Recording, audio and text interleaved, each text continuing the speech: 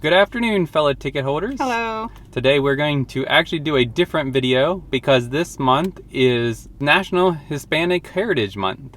We're going to do like some sort of crawl, and we're going to be highlighting some of our favorite eateries, Hispanic eateries here in Delaware. Yep. And we're really excited about that. So this topic is very important to me. So I was born and raised in South Texas. I am a third generation Mexican-American immigrant. And what that means is that both of my parents were born in America, but my grandma were born in Mexico. And so I love that we celebrate it this month. It's very important to me. It highlights a lot of different cultures, and I'm very excited to share this all with you guys. Yep. And I'm excited to try all this food. These are all our favorite places to eat, ranging from Dover all the way up towards Wilmington, Delaware. Mm-hmm. So let's head towards Dover and stop at our first place.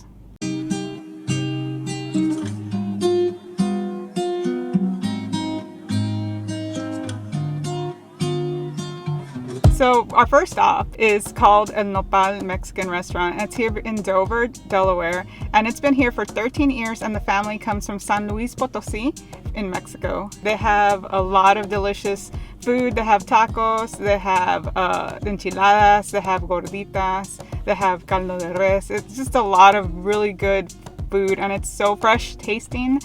One of our favorite items to get here are the tacos. They're like street tacos, and they're really good. So the three types of tacos that we got today are lengua, which is cow tongue, steak, which is just grilled, and some pork, which is known as al pastor. And this is how it usually comes. It comes with some salsa, some lime to sprinkle over it, and that's about it. So let's enjoy this.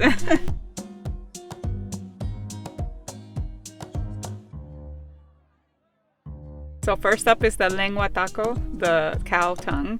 It's actually one of my favorite types of tacos to eat. Man, that is so good. I wish you guys could taste this. Don't be put off by the fact that it's a cow tongue. It is one of the softest parts of the animal. That is absolutely delicious. It's very soft, it's tender, it's so flavorful, and it's so good. I highly recommend it. If you ever go to a Mexican restaurant and you see lengua in the menu, I highly recommend it. Don't be afraid of it. As Vanessa said, there's no reason to be afraid of the lengua. First time that I ever tried lengua was when I went and visited Vanessa in Texas for the first time, and she didn't tell me what kind of meat I was getting on my taco. She's like, here, try this one. So I try it, I'm like, man, this is really good. It tastes like pot roast meat. And she's like, oh, you really like it? And I'm like, yeah. And she's like, well, just so you know, that's the tongue of the cow. And I'm like, well, it's really good, so it doesn't really matter to me. So lengua taco is what I get a lot. I usually get all of mine lengua if they have it. So I know I really like this one. This is my favorite one. All right, so the next taco that I'm gonna pick up is the El Pastor, which is pork. I'm not sure what exactly they season it with, but a lot of times they have it on this big round thing that swirls, and it cooks it, and then they just shave it all down, and you get these nice small pieces. Now this looks like they just took the pork and chopped it up, so I don't know if it's really the authentic way, but it still should be really good. Yeah, so this is like, they're using ground pork in this, but the flavor of the red sauce that they marinated in has lots of spices, but it's not like spicy spice. It's just spices, as in lots of flavor. Gives the pork a nice flavor to it. So next up is actually going to be the bastique, or the steak, or carne asada. I guess it has different names, right? Yeah, bistec, carne asada. It's all the same thing. It's basically a flank steak. A flank steak. It's tossed on the grill, salt, pepper. That's it. Basic. The acidity of the lime always helps tacos. And pair it up with some salsa, and you're set to go. It's really flavorful. It's full of that grilled taste. It's very tender, and it's juicy. And before we leave, to wash down our tacos, we also got horchata, which is actually rice milk with cinnamon and sugar in it. It's very refreshing. It's like a little sweet treat, and I really enjoy it. So yeah, El Nopal here in Dover is 2 thumbs up from us.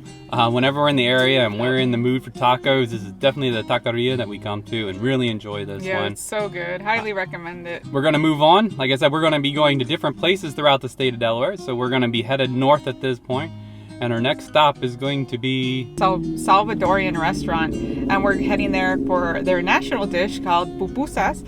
I know we like pupusas. An honorable mention is there is a restaurant down in Graysonville, Maryland on Ken Island that we have stopped at many a times, and they do these in their restaurant. So even though this is a new restaurant for us, we know we like this dish. So let's all head on up towards Wilmington and check out this new restaurant for us.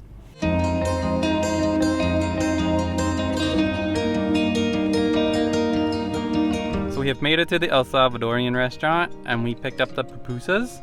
We have two. Not sure which one's what, but one of them has just chicken and cheese, and the other one will have cheese, pork, and beans. And then it comes with this kimchi style cabbage. It's called curtido, and it's sort of like kimchi, and it's usually made with cabbage, onions, carrots, oregano, and sometimes lime juice. It resembles sauerkraut, kimchi, or tart coleslaw. So I'm excited to try it. And I know the one at the other place we've gone to has given it to us, and we've never actually put them on there. But we'll give them a try today. We'll give everything here a try. So we'll cut this one open first. Alright, so it looks like this one has beans in it, so this one must be the pork one, the pork, cheese, and bean. Alright, so what do you think? Oh my god, it's so good. Are they as good as the other ones we've had? Yes, they're so good. They're so soft. The beans are really flavorful, and the meat filling is so delicious. So the difference between a gordita from Mexico and a pupusa is the pupusas they roll out the dough, the maseca, they fill it up with the filling, and then they like do this and they mix it together, and they form a ball, and they cook the meat inside while the corn is cooking on the outside. A gordita from Mexico, you do the dough, you prepare it, and then you just put it on the griddle and you flip it back and forth without any filling. And then once they're done, it's like a little pocket. You cut the outside of it and it forms into a little pocket, and then you fill it with all the different types of items that you want. That's the only difference that I could tell. So that means this one should be the chicken and cheese. Yeah, that's definitely not as much filling and no beans. That has to be it. So I'll give that one a try. Is it different from the one on Ken Island? When it comes to the chicken one, I think so, because this one actually has like seasoned chicken inside, where there seems to just be regular, just plain chicken. Maybe they just do salt and pepper, but it's not like a seasoned chicken with the cheese. So the chicken has flavor, as well as the queso that's inside is good. I really like these. Just as good as the ones there. I want to try it with the kimchi type thing. What is it called? Curtido? Curtido. Yes. It's spicy. It smells. Whew. It smells like a salsa. Yeah, so they like put it on top. And the cabbage is on the bottom. And the cabbage on the bottom. Looks like coleslaw. I'll give it a quick taste by itself. Okay, this will be first time trying this. We've never actually did it at the other location. It's not spicy at all. No. Is it like tomato-y based? So the red sauce is very tomatoey, and then you have the like onion powder and the garlic powder. You can taste that, and then just like coleslaw, the cabbage. So I don't know if it's supposed to be spicy, but this one's not spicy. I'm gonna put it on top of the, because I think this is how you're supposed to eat it. Yeah. If not, sorry. Fantastic. I like coleslaw, but I don't know how I'm gonna feel about this. I think it'll be fine. It's not spicy, and I think that's what you were more concerned about. Yeah. No, look, it has the carrot. Cilantro, I think. That is so good. It's more of a tomato flavor. It's a tomato-based coleslaw. Yeah. Oh my gosh, that's so unique. Now, obviously, there must be other versions. They probably make it with jalapenos and stuff to make them really spicy, but that one's not. It's so refreshing. It's a little spicy. I'm starting to get the kick out from the bottom the more I eat it. Let me try it on top of the pupusa. It gives it a totally different flavor profile. It's like it's a nice little topping to these little pockets of meat and cheese. And it gives it like a crunch to it. It's so good, guys. And to wash down our pupusas, this is tamarind agua fresca. The tamarind that we're having is an agua fresca. They make it in Mexico as well. It's a brown pod-like fruit that contains a sweet, tangy pulp, which is used in cuisines all over the world. And it's a unique flavor. It's really good. I loved it as a child growing up. In Mexico, they put it with a whole bunch of chili powder on top, and then you suck on it, and it's just absolutely delicious. It's nice and sour, it's tangy, and it's perfect. They do it in a candy form, they do it in a pulp form, they have all sorts of things with it. And they also make water with it, like agua fresca. So it's really delicious. I'm excited to have it right now. Guys, it's so refreshing. If you ever see tamarindo or tamarind in English, in a restaurant anywhere, get it. It's so refreshing. It's one of my favorites. So yeah, I really enjoyed these pupusas. Yeah, they were so good. And this restaurant is excellent, and I can't wait to come back and try them. As we said, this is new to us, so I guess we've added another restaurant up here in this area that to our list. Yep. Highly recommended. And yeah, the tamarind drink is really good. It's not super sweet, but sweet enough. Yeah. Anything else about this one? No, I really enjoyed it. I can't wait to be back. All right, so there's one more stop on our journey here for regular food, and then go on to the desserts. We're going to go to Taqueria Los Compadres.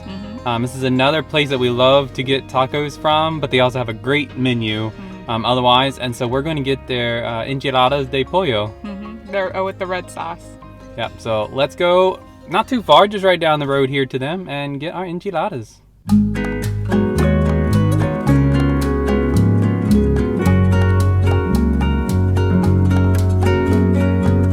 On a side note, if you're in the area and you're looking for some good pho, right next door to it is V Pho. It's another favorite restaurant of ours. Oh my goodness, it's so good. That's actually how we found the taqueria, is that we came here for pho one day and we're like, oh look, there's a taqueria there, and we tried them another time. So definitely recommend both of these restaurants here in this plaza. So this is the coolest container. I know they make 3-piece containers, but I've never seen restaurants use them. Look at how delicious those enchiladas rojas look like. I think it comes with frijoles beans, refried beans, and Mexican and some rice. Mexican rice. And they gave us a little bag of chips.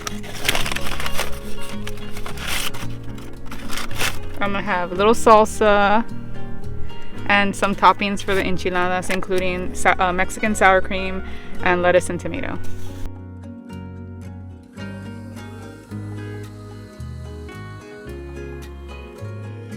So these are filled with chicken. Oh guys, I am beyond happy that I found a place. When I first tried these enchiladas, they're exactly how my grandma makes them. This is just heaven for me. It's tomatoey. It has the flavors of the chile guajillo that they use for the red sauce. Is the rice nice and fluffy? Mm-hmm. Yeah, they always do their rice good. Looks nice and fluffy. Nice smooth beans. Nice smooth beans too. They're not from a can. They taste like refried beans. It's a really gem of a place that we found, and I'm so glad we found it. I was talking to the lady earlier, and they've been here in Wilmington for about 25 years now. And I'm glad they're here because they make really delicious traditional Mexican food. Yeah, we've had a few things here before. I know I've had the tortas here, I've had the taquitos here, we've had tacos here, we've had the enchiladas from here. Everything that we get from here is very excellent. Definitely one of the best Mexican restaurants in the area. All right, so we've had great food today. Absolutely delicious. Which we already knew this before coming in. Because again, these are our favorites. That's why we're highlighting them. And there's plenty of other places in the state of Delaware. Yeah, we haven't tried. Haven't been to, have tried. There's another taco place down the road that has Viera tacos. It's a type of lamb taco and soup. Yeah, I love the soup. It's really good. So that's another taqueria. I can put that information here on the screen if you're interested in checking that one out. Oh, for the pupusas, we will link a video to my friend Leslie from Anxious Momma. She has her own channel. She actually made a video on how to make the pupusas. Not too long ago. And actually, if you want those, if you don't have a local El Salvadorian restaurant or don't want to try to make them, they do sell them at Whole Foods It's in the frozen aisle. Yeah, it's in the frozen And food they're section. just as good. And they're really good. But yeah, there's plenty of Hispanic restaurants that we have not tried, that we're interested in trying, we may not even know about. So if you're watching this and you're local to Delaware and you know of other ones that we haven't tried, Let us know in the comments below. These places, the names of them, and maybe the quick location, and maybe we'll give them a try sometime if we're in that area. So as we said, there's one more thing that we need to do. We need to go get dessert, and we have a panaderia to go to. And that we have found not really long. It was a while ago when we were looking for the pastries to eat, and so we're gonna go to our favorite one. There's actually a few around that we've tried, but this one's gonna be our favorite one. So that is where we're headed next.